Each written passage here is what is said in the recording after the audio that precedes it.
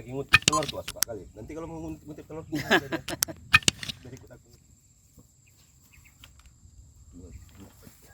Syedaralun, petani di Desa Ketapang Indah, Kecamatan Singkil Utara, Kabupaten Aceh Singkil, panen cabai merah dengan media tanaman polybag atau kantung plastik.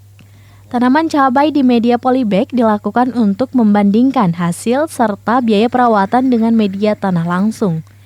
Alasan lainnya untuk membuktikan bahwa keterbatasan lahan tidak menjadi penghalang untuk bertani.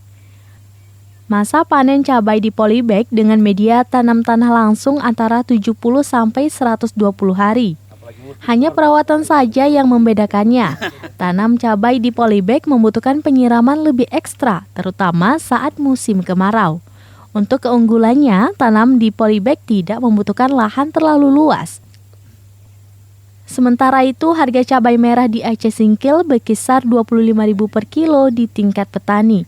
Namun setelah sampai ke pedagang eceran, harga cabai merah naik sekitar Rp5.000 sehingga per kilo dijual Rp30.000.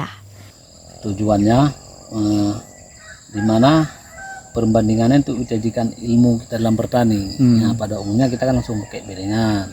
Jadi ini kita hanya sebagai perbandingannya hanya enggak berapa banyak, sekitar 600 pokok lah, 600 polybag ya. Hasilnya bagaimana?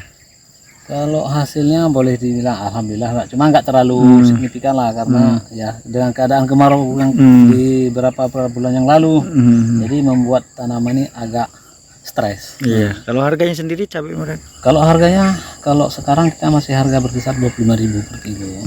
25.000 per kilo. Dijual ke pengumpul ya? Dijual ke pedagang langsung, ke penjual, dia penampung. Oke, kalau alasan bertani nih? Alasan bertani kita itu buat gini, kita juga di sini banyak kan sekali lahan tertidur di Singkil ini, jadi kita memanfaatkan lahan yang ini aja, jangan jadi tidur, jangan istilahnya lahannya tidur, orangnya jangan tidur. Nah, jadi kitanya harus bangun, jadi kita harus dijaga. Oke. Dari Singkil, Dede Rosadi, Serambi On TV.